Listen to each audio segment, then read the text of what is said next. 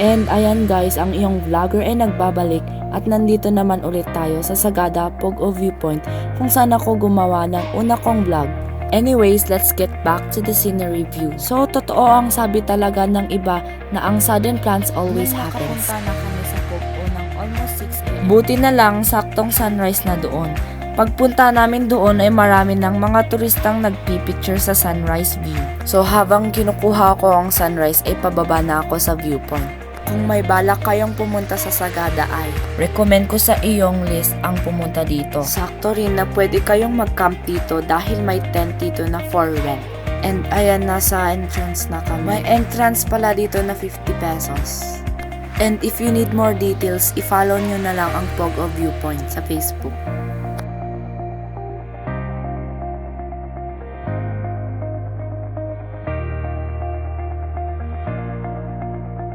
And ayan, marami talagang tao dito every morning dahil sa sunrise.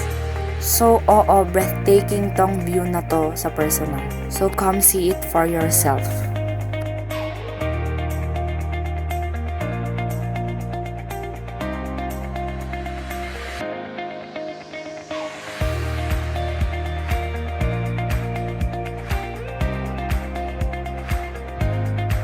So ayan, ay bumaba naman kami para mag-take pictures. Malawak talaga dito oh.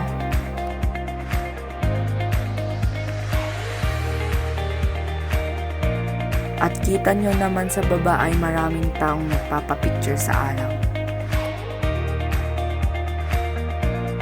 This is the back view.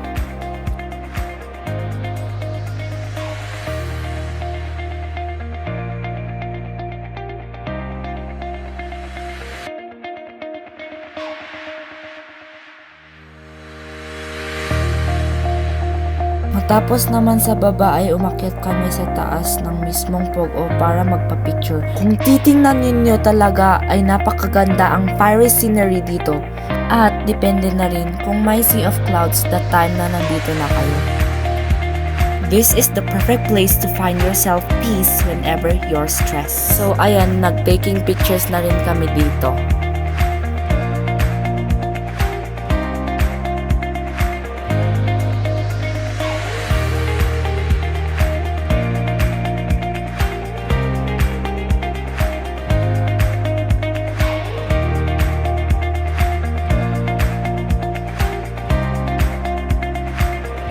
Nag-last picture taking na kami sa baba dahil aalis na kami.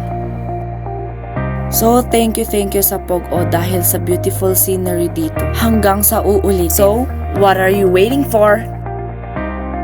We really did enjoy the sunrise. So again, come and see the beauty of Pogo Viewpoint where you can make wonderful memories with your family and friends. At dyan nagtatapos ang ating vlog for today.